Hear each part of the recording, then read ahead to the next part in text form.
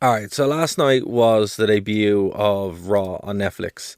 It's been a weird 2 weeks, week and a bit, because we had the AEW simulcast. There's a video on the channel about that, and there were some issues. It was an opportunity to kind of show the audience that may not know that much about wrestling, or definitely might not know anything about AEW, a new product. And they did some good stuff. They did a lot of bad stuff.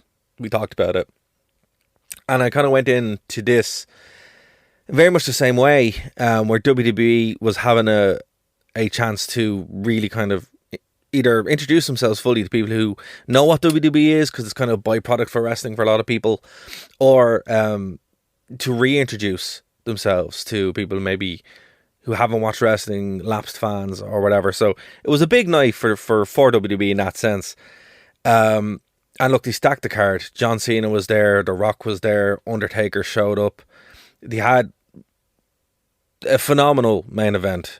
They really did, with Punk and Seth Rollins. It could have been a WrestleMania match, could have been a big pay-per-view draw, but they gave it away on free TV.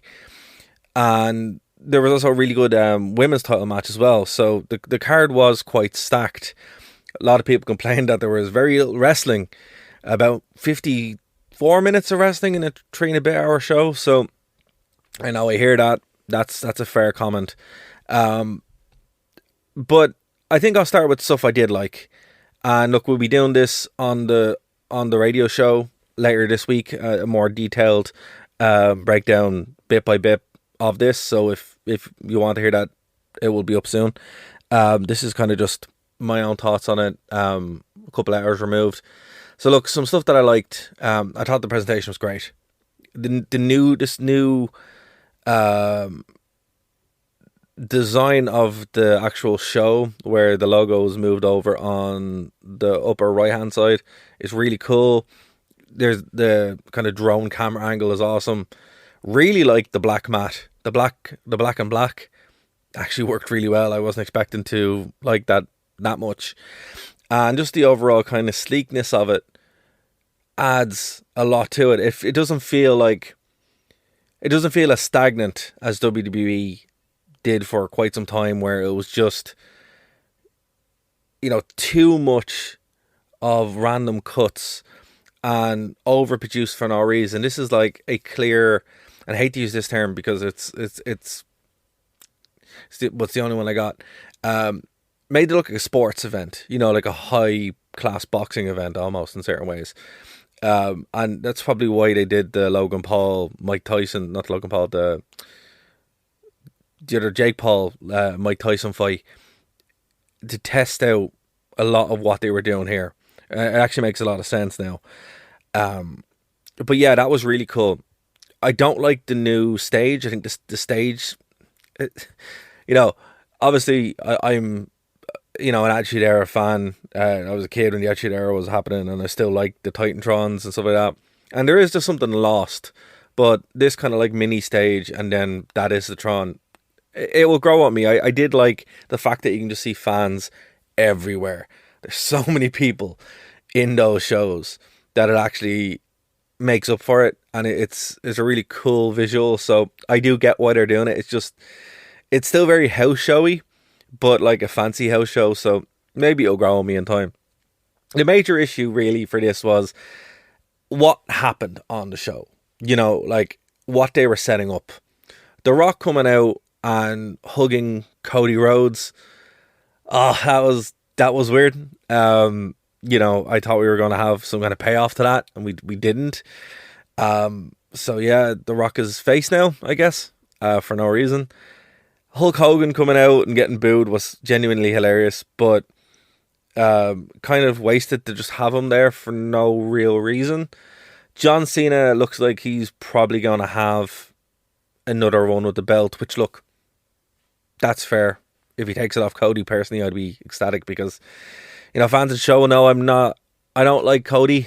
I think this title reign has been a spectacular failure. When people thought it was going to be a success, which it obviously wasn't.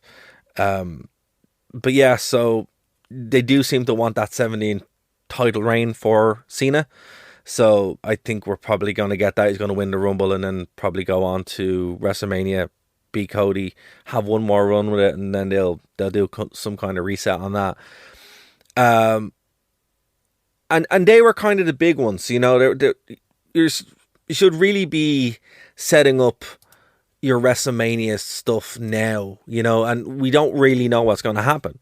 The biggest WrestleMania match we had, in theory, was Punk and Rollins, and that's been given away on free TV.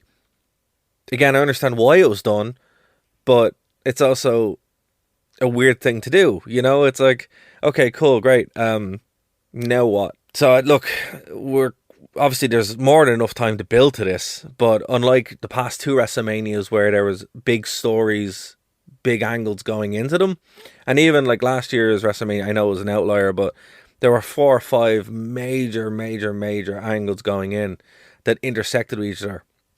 We're not having that now. So WWE have a lot to do, and the next couple of weeks, the next couple of shows are going to be an interesting time really to kind of see if they can, or what they're going to do, or if they can kind of make this really feel like it's a build-up for WrestleMania season. Another like negative, and this might not be a thing for most people outside of the UK and Ireland, but we had the network up until a couple of days ago, and it still worked just like it did before it went on Peacock. So we had it all the way through. January 1st, it was up on Netflix. There's so much content missing. And they put up like a lot of it, but a lot of it is not there. And the interface doesn't really allow itself to be segmented out by WWE as one would hope. So I'm not really a big fan of the archive that's on Netflix right now. I hope that improves. I really do, because it's actually unusable as it is now.